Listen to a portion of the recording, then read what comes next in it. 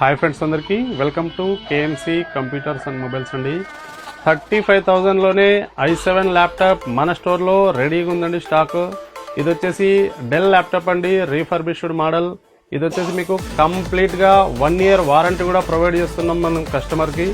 ఇది వచ్చేసి మీకు కాన్ఫిగరేషన్ చూసుకోండి friends, i7 10th generation processor వస్తుంది. ఇది ర్యామ్ వచ్చేసి మీకు 16 GB వస్తుంది, అప్ టు 32 GB దాకా ర్యామ్ ఎక్స్పాన్షన్ చేయొచ్చు.